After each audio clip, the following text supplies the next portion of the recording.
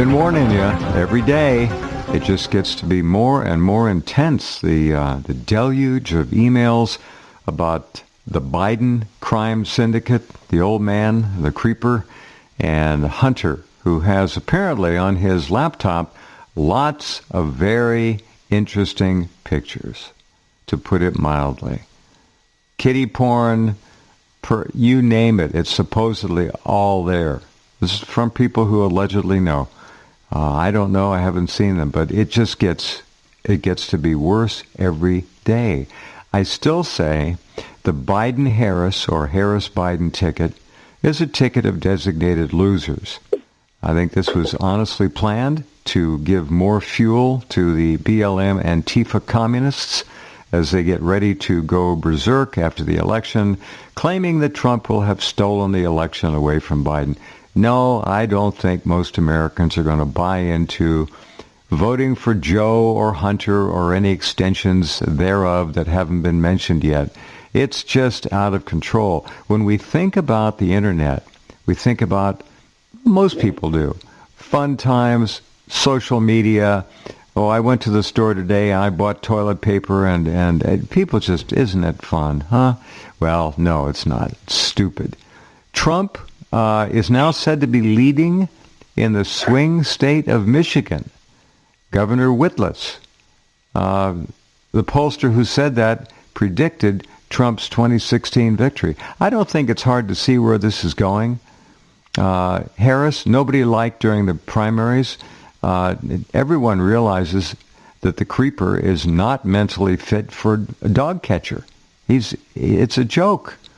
You look at this objectively, it's got to be designated loser. I don't see how the Democrat Party could ever put two bigger idiots up there and expect to win. I don't believe they did expect to win. I think this is all orchestrated. Big tech CEOs have been called to testify next Wednesday before the Senate amid the huge Biden censorship outrage. The Soviet Stasi-style censorship continues as the great YouTube purge accelerates. YouTube is literally rewriting history. That's Google's arm of making reality anew, and that's what they're doing. Crazy. Oh, it gets worse. I could go on for an hour, but let's say hello to our first guest tonight and find out what he has to say about all this. And he is a man who clearly is watching this as close as anyone. And welcome back, Joel Skousen. Thank you, Jeff. Good to be with you. I just don't even, everywhere I look in my headlines, which I've been putting together all day, and you put out the World Affairs Brief every Friday. It's out today. As editors, I think we both know it's almost impossible to stay up to date with this stuff. I've never seen anything like it. I'm sure you haven't either. And it's only going to intensify. Would you agree with that? Yeah, Jeff. It's definitely such a polarized system that all sides are putting out reams of information and reams of opinion, and much of it is repetitive or going over the same stuff with little nuances. But you have to, when you're an editor of the World Affairs Brief like I am, I have to cover it all. I have to read it all. I get over 300 emails a day from my sources. Various different stories. And I got to sort through it, and cull it down. And, I did cover the Biden issue, and especially the issue of, I gave a summary of all of the bad stuff that's in those emails. Incredibly, Twitter claimed that this was hacked. And so, therefore, it was illegal to post the New York Post story about it. It was hacked. Well, it wasn't hacked at all. Biden left this computer at a computer shop in Delaware. He failed to pick it up.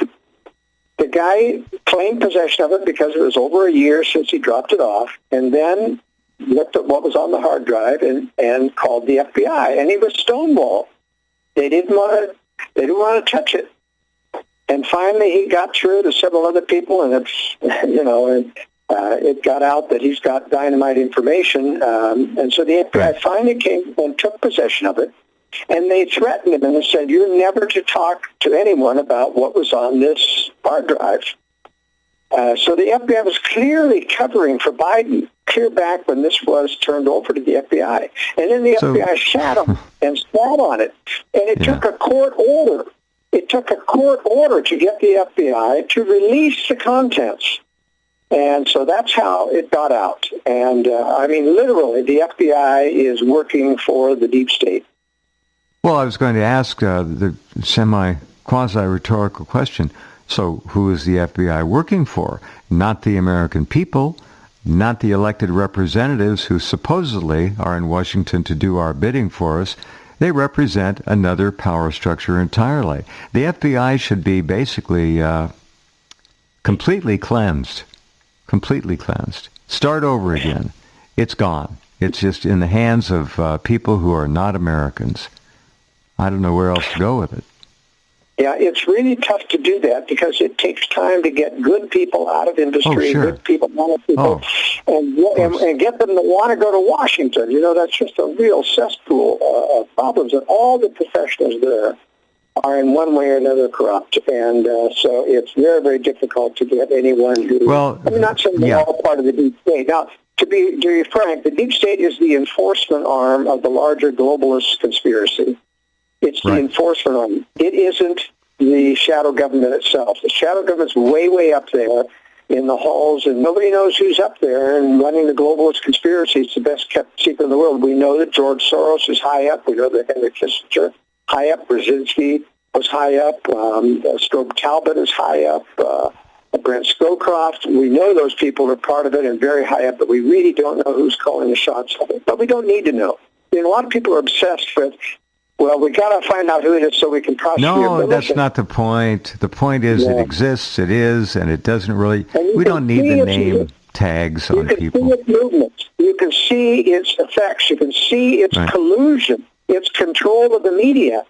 It's control of Google, Twitter, Facebook. All of these people are working for and behalf of this major surrogate government that is plaguing us. And right now, the RNC has filed a suit, or filed a complaint with the FCC about Twitter censorship of the New York Post article on Biden's thing. And they've taken this interesting tack. They're saying it amounts to illegal in-kind political contribution to Joe Biden because they're protecting him. And it's a very ingenious argument. Now, I am in favor, and of course it's beyond that now because the Democrats control Congress. They've never passed this bill. But here's what I'm in favor of. Just as in the Civil Rights Bill, they declared that every business that's open to the public loses their right to personal discrimination, that they cannot discriminate according to race. Now it's color, creed, sexual orientation, you name it. Once you lose your right to discriminate on private property, you've lost a major property right. Well, we lost that during the civil rights battle. And I am in favor of a court interpretation or a legislation that says that all of these Internet companies that are open to the public are now public entities and they cannot discriminate. And just make a blanket They ban really should be. Look, you're right. The amount of clout and power these privately owned companies have has put them in such a unique position of authority and influence, if not programming, of the American public.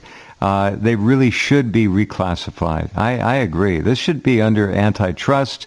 This should be under a lot of different things. They're too big. They've been given too much power, and the idea that they're privately owned, they can do whatever they want because of that, no longer really holds any logical water. Not in my opinion. It's too far. It's too far gone. Well, and they really aren't private. They are in collusion with government.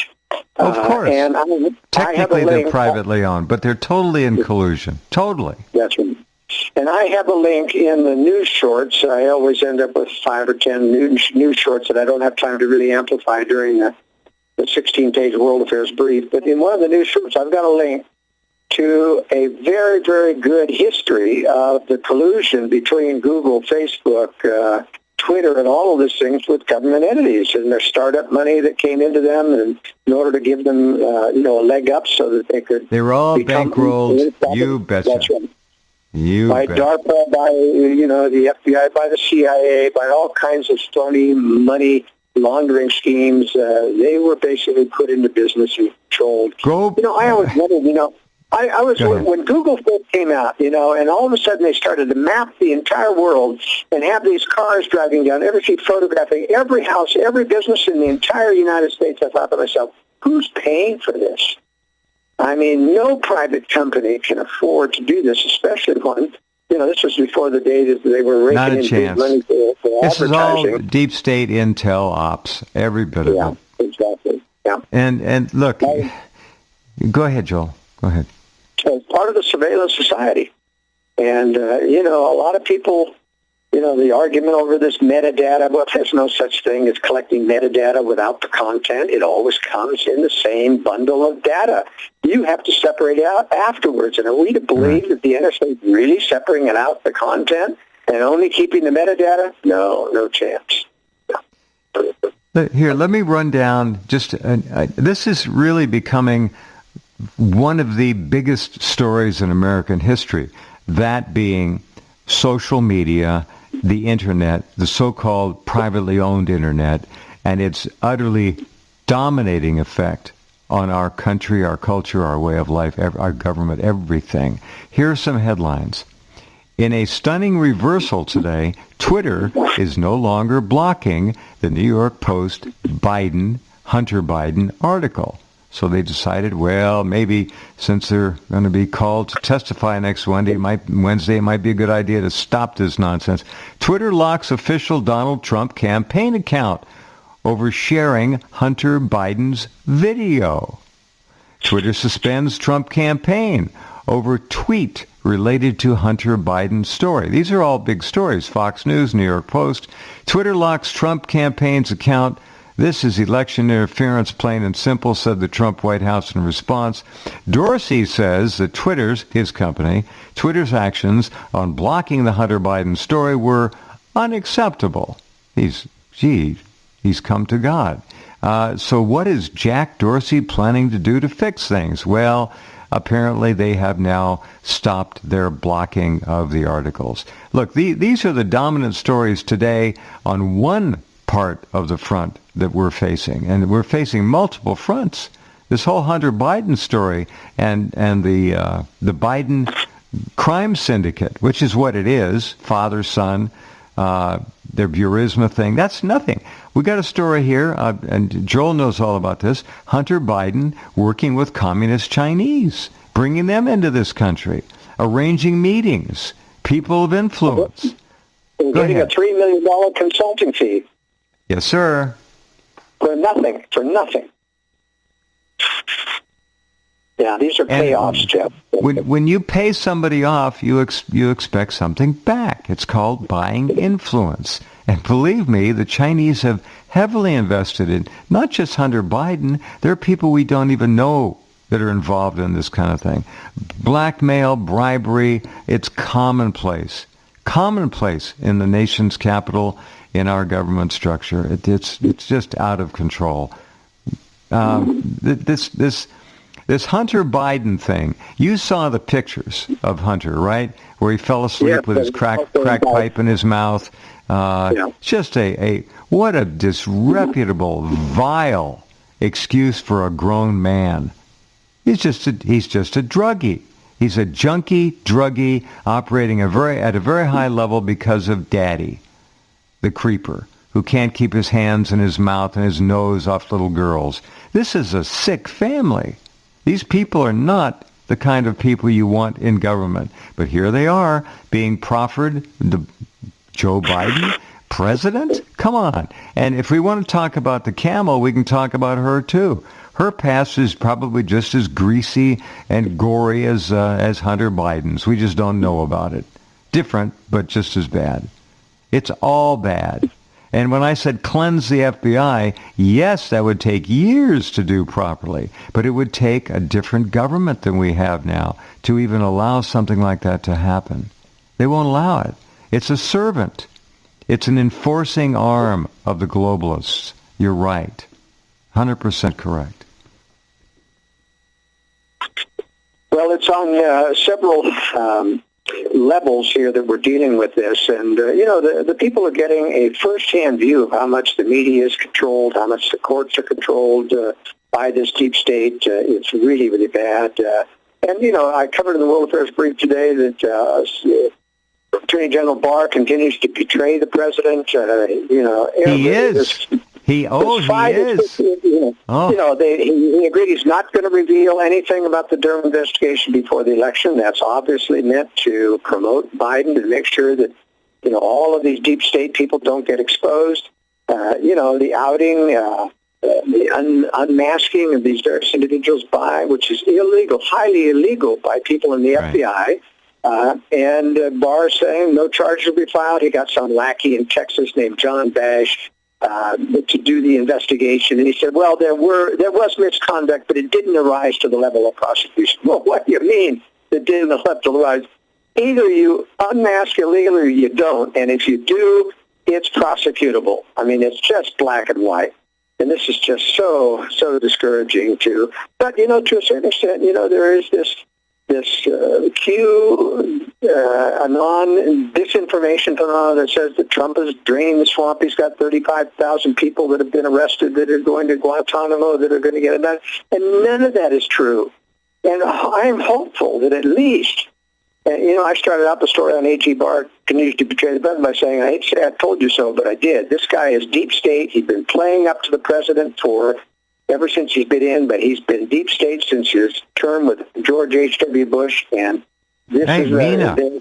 He was involved with Mina and all the cocaine flights. All the drug importation he covered up for. And that stuff, it's all in the book Compromised by Terry Reid. It's still available on Amazon. Terry was a guest on this program many times, and I cannot tell you how vile this is. What does that tell us about Trump's ability to either A, make reasonably competent decisions on who to hire and appoint to positions like Attorney General, or B, who is pressuring Trump to do something as crazy as that?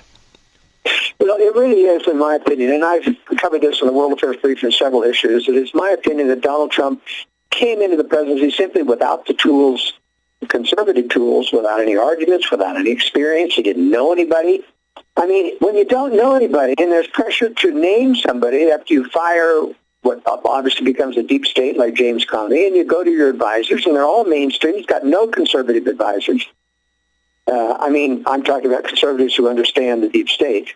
Right. There are nominal conservatives, mainstream Republican conservatives around him who are protecting Trump as Trump and loyal to the president, but they know nothing about the deep state themselves. And worse, he is surrounded by hundreds of people in the White House who are actually working for the deep state, who continue to feed him information, including his attorneys. These are the people that you've got to pick to be, to Supreme Court justice. They've got to be moderate. Of course, there isn't a single appellate court judge that's a constitutional conservative. Not one. Well, that's thanks to 8 years of Obama, among other things. And Trump has just hadn't taken the time or had the guidance to go in. And he has not gotten rid of an enormous amount of the Obama bureaucracy that's still there in the government and is still doing the same stuff. But you've got to remember, it's very difficult to replace them because there are hardly any constitutional conservatives in Washington, in government, in any position that can rise to fill that, who have any experience in Washington. You'd have to get 4,000 neophytes who know nothing about running anything in Washington to come to Washington to replace just the White House West Wing. Trump was woefully unprepared to do that. We might do better off with volunteers like that. I don't know. They came in with no agenda. Yeah. It would take them 6 months to come up to speed, and they would have to rely on people who are there, who are in the lower bureaucrats, who are used to doing it the way the deep state wants them to do it. I mean, it's a really tough job to drain the swamp. It's just not enough to fire James Comey and replace him with another deep stater, Christopher Wray. This is just really difficult. I don't know. I feel, in a way, I feel sorry for Trump. He's in way over his head. He didn't have, like you said, he didn't have the tools. He doesn't have the time. He's not getting good counsel. He's surrounded by traitors and treason. He is. and I don't know what he's going to do. I think he's going to win, if win is even the word. I think he's going to be continuing on for another 4 years. I don't think there's any doubt about that. And I just watch and wait. Well, I do have my doubts. I do have my doubts, Jeff, despite the fact that we've got a poisonous team for the Democrats. The hardened Democrats equal the number of hardened Trump supporters.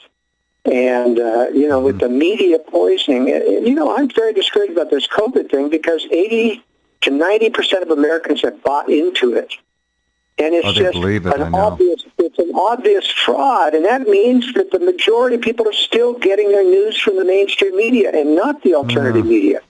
I mean, there was a million-man march against the COVID restrictions in Berlin, a million-man march. And we would be lucky to get 200 people in major cities to protest these COVID restrictions. I am just very discouraged about that. I wish I could think, honestly, Joel, that this is some kind of a subliminal state of mind that Americans have somehow fallen into. I think it's more devious than that. I think Americans are being somehow disarmed in terms of their ability to get out and demonstrate. I think they're being placated and pacified with chemicals, with electromagnetic weapons, with toxicity in the food, with perhaps things in the chemtrails. I think there are a lot of weapons. We do know that in Europe, massive amounts of dairy products were given oxytocin, extra oxytocin, to placate the public. So when all of these African blacks and Middle Eastern Arabs came marching into their countries, they would welcome them. Oh, welcome, welcome. Something was wrong there. But now Europeans are standing up. Could we get 1 million Americans to stand up here for anything at this point? I don't think so. If you'd still like to get a copy of today's Joel Skousen's World Affairs Brief, write to Joel. I think he'll be kind enough to send one to you. You can get it. Just write to Joel at editor@worldaffairsbrief.com and ask, and you shall receive. We'll be right back.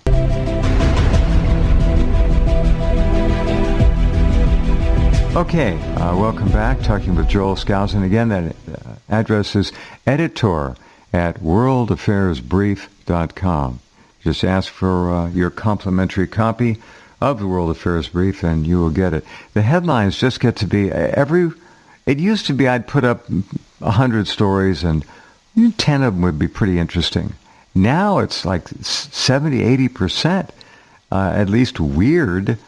Rudy Giuliani says that the photos on Hunter Biden's laptop would shock the hell out of you. That's Rudy. Here are a couple more. Another area. Joel and I, we could go on all night with this stuff. Long string of ballot mishaps confirms fears of mail-in voting credibility issues. All right? Here's another one. To add to that, county sends incorrect ballot to more than 29,000 voters. All right? Now, to the Communist Front. That was in L.A., Jeff, and they could not vote for Donald Trump, and it was sent to a Republican district. But Donald Trump was not on their ballots. You can't make this stuff up. You can't. It's true. It's all being done. Here's another. Here's the latest on the Communist Front. You know they're after the big cities. You know they're after the police. They want to shoot the police. They want to kill the police if the opportunity arises, or if they're instructed to do so. So the police will go home to their families to protect their families, and who could blame them? They want to bring down the big parts of the inner cities by losing the police. They want them to go away. Here, at least 118 Seattle police officers have now left the department in a mass exodus. The communists are taking Seattle. This is how the Bolsheviks take down big cities. They break the police down. Seattle cop cars set on fire as officers still sitting inside. Huh? All right. Now, Dianne Feinstein is being blasted by progressive liberals over her questioning of Amy Barrett And they really attacked her for that. They didn't. She acted very civil, I guess, in these hearings. How dare she? Here's another one for you off the wall. This is nuts. A black man in Texas has been charged with felony bestiality for allegedly raping an 8-month-old puppy. The world has gone mad. All right? It is over the top crazy. Grim Greta, the climate change freak, has mocked U.S. Supreme Court nominee Amy Barrett as eco-activists paint the judge's refusal to opine on climate change as being a disqualifying factor in her nomination process. So Grim Greta checks in. This is all nuts. It's a worldwide freak show, Joel. Well, speaking of Amy Coney Barrett, I'm no fan of her because she's totally mainstream. She's backed government and big corporations on every single case that she's dealed on. But in my view, I'm not so sure she's a dedicated globalist, but they can certainly depend on her to go whatever the establishment trend is to do. But interesting, she prepared well for these hearings. They tried to nail her down to abortion, gun control, right. Obamacare, climate change, and she refused to. She kept saying, look, I am not going to commit. It would be improper to me to commit to any particular position. Otherwise, I would disqualify myself had I, if I were to make a statement. Good for her. It was a very, very wise statement, and she was able to deflect all of those statements by the same thing. I am going to judge based upon the rule of law and stare decisis, which is the court precedent, which bothers me. I don't believe in stare decisis. I really think that you ought to go back to the original wording of the Founding Fathers. But we're never going to get back there anymore. There's just no way. If we did, I'll tell you, and I've said this for many years, that they'd have a constant. If you actually had a Supreme Court saying, you can't do this, it isn't in the Constitution, all these welfare programs are gone, all of these public education mandates are gone, everything's unconstitutional, they would amend the Constitution within a week. That's how much we've lost. And going back to your point about, why people are so dumbed down, you've got to remember that we lost this battle clear back in the 1960s when the left really took over all the public education teacher schools and the universities. Look at Charlotte Thompson Iserbeat's book, Joel. It documents the last 100 years of the takeover. Absolutely, yeah. It's been there, and so they've been turning out young socialists, and, for 30, 40 years, it was going when I was there, and I fought it. Most people fought it. It was not very popular then, but now everybody's drinking the Kool-Aid. And so they've had 4 years of graduating young socialists from colleges, universities, in high schools, which are now voting age, and from universities, and most of those turn out to be Marxists, and even at so-called conservative universities, which I'm very critical of. But that's what I'm saying. Donald Trump barely won last time. Of course, the people have seen, a lot of the mainstream people have seen that the Democrats really are going to give us this AOC, horrendous agenda of getting rid of fossil-fueled airplanes and cars by 2035, and that scares a lot of people. The Black Lives Matter and Antifa scares people. But I'll tell you, it is so convoluted, Jeff. I'm a political scientist, and I can't call this thing. I would like to believe what you say, that the Americans are so concerned about the radical Democratic agenda that they're going to turn to Donald Trump again. But there is going to be so much fraud in this election. I think it's going to have to go to court. There's going to be no way that those ballots are going to be counted within even a month after the election. No, I And concur. unfortunately, the 20th Amendment is so generally worded about what is a legally qualified person, for the election. Right. It's just all up in the air. And with the Democrats, being in charge of the House, they can basically make their own definition. And I just fear that this thing is going to drag out for months, and the Democrats are going to use their power in Congress to try to use that. Well, and what'll be happening, and what's going to be happening in the cities, the suburban areas, all manner of towns across this country. The Black Lives Matter and Antifa people are going to be directed to wreak havoc and cause trouble. And they will. I really think that we're sitting on the precipice of an armed insurrection, the likes of which we've never seen. More Californians own guns now than at any time in history. That's another one for you. And that's people on both sides of the ledger. I think a lot of liberals realize they won't have any protection, whether they can fantasize it's going to be those white supremacists or not. I don't know. It doesn't matter. California is armed to the teeth, and that's for sure. That's why this prosecution of the McCloskeys for brandishing weapons to defend their property is such an important case, because if they lose that case and get set up for 4 years for not even shooting anyone but just brandishing weapons, boy, it's going to be a chilling effect on their own property. On their own property. See, this shouldn't even be a court case. They're in a communist state.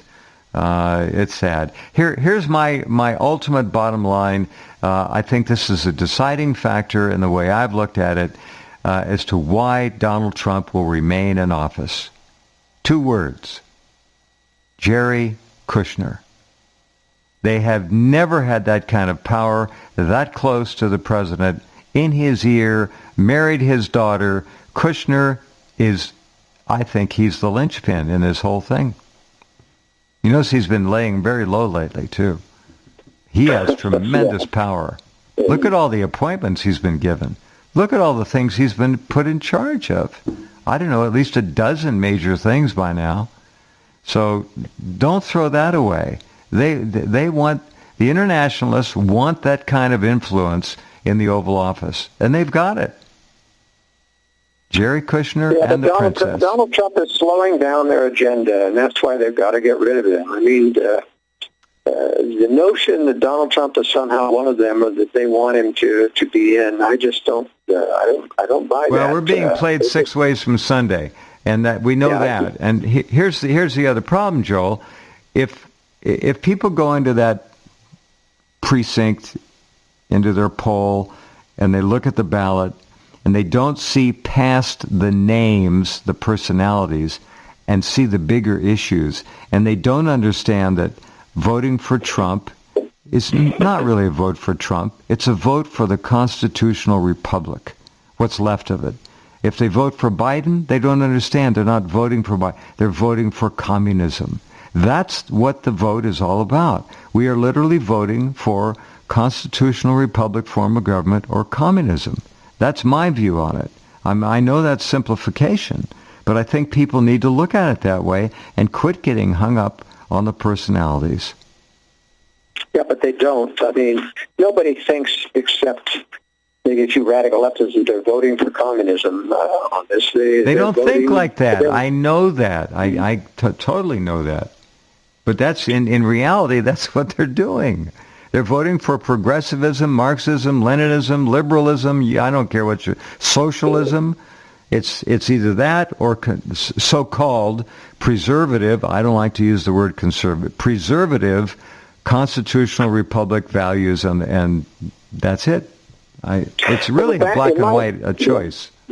In my opinion, as a political scientist, the majority of people that are going to vote for Biden are just soft liberals, meaning they have this soft spot for, we've got to do something. We've got to give more bailouts.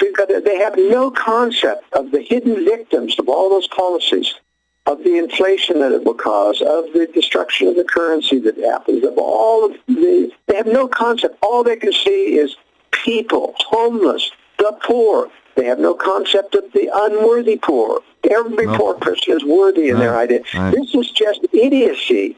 It's stupidity. It's coming from not being trained to think in school, not being given both sides of the issue. And so they become emotional idiots that continue to think about, it's wonderful for government to do things for people. Oh. And it's just endemic in this society. And that's what I fear is what they're doing. They think they're in the right because I'm soft-hearted, I'm a Christian, I am thinking about other people. Now, this is the majority. I'm saying, even if they're religious or not, they think I am being compassionate by voting for Joe Biden. And I still think, as Tucker Carlson said, It's because he is a soft, mealy-mouthed person that he disarms people. He may look like a loser to us, but to other people, the establishment is claiming he's going to disarm people because they will not think of him as someone who's going to ram down a radical agenda down their throat. But Kamala Harris sure is that person who's going to do it.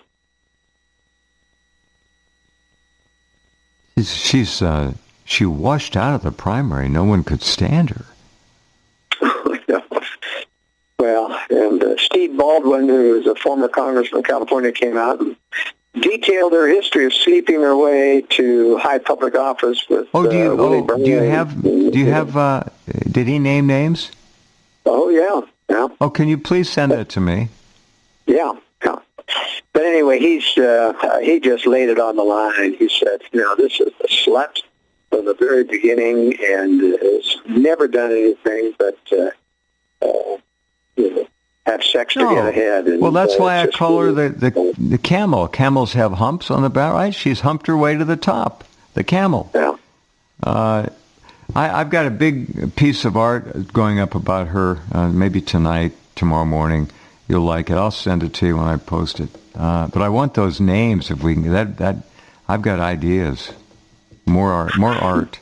That's good. All right. We don't have much time until this so-called election, but with every story that comes out of more ballot misappropriation, 29,000, 30,000 ballots, 10,000 ballots, whatever, dumped, missing, trashed, with Trump's name isn't on them. So people are doing this intentionally. So what are we going to see by way of an election? How much of it is going to be through the mail? Do we know even? Are they going to try and get people to go to the polls? Yeah. They're estimating 50% is going to be through the mail this time. Oh, no. See, that guarantees it in the court for months, I think. Well, you see, they've slowly introduced it in the states, and it's got the inducement of early voting so that you can vote early. And so people are casting their ballots and expecting to be counted, but the post office, is overwhelmed by it. There's going to be problems with them. And here's the question. How do you know what percentage of the ballots have been turned in and are processed? I mean, the post office is going to have mountains of mail to process, and they just aren't going to know. And so what they're going to have to say is, how much longer do we wait? When do we have a cutoff? And if you have a cutoff, there'll be legal challenges that the election is invalid because they cut off the ballots that weren't properly processed. Oh, it's just going to be a nightmare. This was a real problem to go into mail-in voting. And, it was stupid. Very stupid. There are better ways to do it. In fact, the post office filed a patent on electronic voting. Blockchain. True blockchain. And, as I pointed out, that's not the real problem. Blockchain only secures that from you to where you vote to where it's registered is secure. But it's the people who count the votes. It's the computers that can be skewed and change the count. That's what they did when Mitt Romney ran against Barack Obama. I think they had to destroy, because that's the first election where all the votes were counted, not only at the state level, but at the federal. They were compiled at the federal level. There's an Israeli company that they gave them the contract to do that. And they said 3 million less people voted in, 2012 than 2008 when John McCain ran. There was twice as much enthusiasm for that election of Romney versus Obama than there was with McCain versus Obama. Twice as much. And you tell me that 3 million less people voted? That means they had to destroy 3 million votes in order to make sure that Obama won. Now, I'm no fan of Romney. Let me put it that way. He's become an anti-Trumper, and he's just bending over backwards to please the establishment. But still, he wasn't directly controlled by the deep state, and so they couldn't afford to have him in. Donald Trump got in despite that, and it's been a battle royal ever since. I was proud of Trump. I have to say this. When he went up against in his town hall, and why would he submit to a town hall where he wasn't in control of the questions and answers, but he let some dumb, Suzanne, what's her name, from... Guthrie. Guthrie. Yeah, Guthrie, and she sat there and hammered him for almost 10 minutes on white supremacy again. They always do this. Will you declare, he says, I've declared time and again that I'm against. Why? I'm against the Ku Klux Klan. How many times do I have to do that? And say, oh, you haven't done it in this way or in this way. It was just incredible. Tucker Carlson had just a brilliant monologue showing the difference. But I have to admit, Trump handled himself well. He got after her. She kept interrupting and he said, stop it. Stop that. Good for him. She runs her mouth a little bit too much. The clips I saw were not good. Here, he's mentioning white. We've got these crazy universities doing things again. Let me find this story. It just came out here. Here it is. University of Minnesota. Well, which one would you expect? University of Minnesota offers a 12-step program, Joel, for recovery from whiteness. You got to be kidding me. No. Now you can't not only be in favor of your own race, you've got to be embarrassed about your race so you're not politically correct. You've got to apologize for being white. No, I need therapy, Joel. I need help. I'll tell you, the world is just going to pot fast. It's here's a little more on this. And you're right. This is going into the courts, I'll bet, for 2 months. It's going to take time. The votes are there, apparently, for Barrett to get in. Here it is. University of Minnesota lecture offers a 12-step program for recovery from whiteness, focused on helping people recover from their white genetics. Let me see. I got to go down here. A 4-credit course at the university set up like a 12-step program, like Alcoholics Anonymous, okay? So people can recover from their whiteness. The university's School of, here's another good one for you. The university's School of Social Work. That's the name of it. The School of Social Work hosted the virtual lecture to teach white people about their relationship with white supremacy.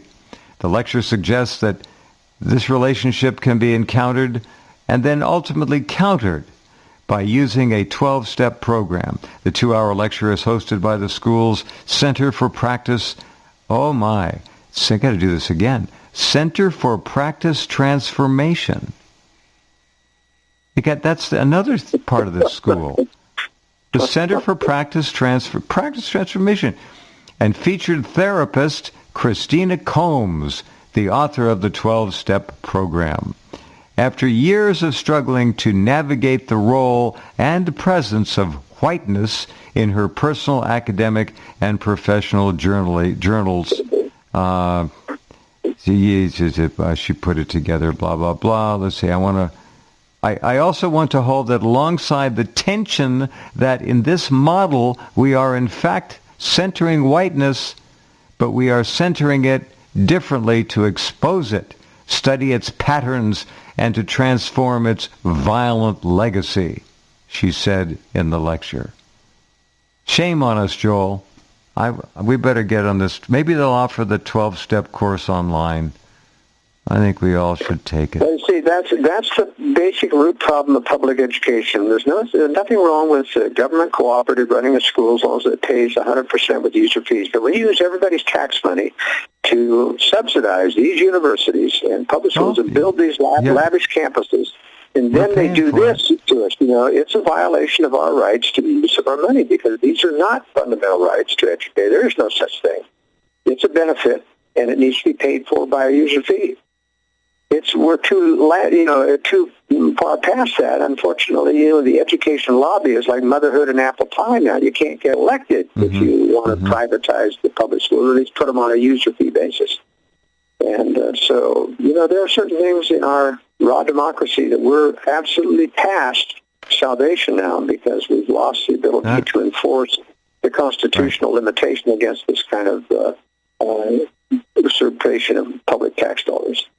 So don't forget, you can use your student loans for the 12-step program to help you recover from being white. Here's another one. A new poll is out. College students are threatening mass protests if Trump wins. Young people are bummed by the state of the nation, writes World News Daily. So they're gonna raise hell. Around 40% of college students said they will likely or certainly protest if President Donald Trump wins the election, according to an Axios poll released today. So and that's a left-wing. That's a left-wing source, by the way. Yeah, sure it is. Yeah. Yeah. So there we go. Well, the polls are all over the map. You know, the Republicans say that Trump's going to win. The Democrats say it's going to be a landslide for Biden. If you don't like what you heard it, and that's good. It's good to hear all sides of an issue. We'll be back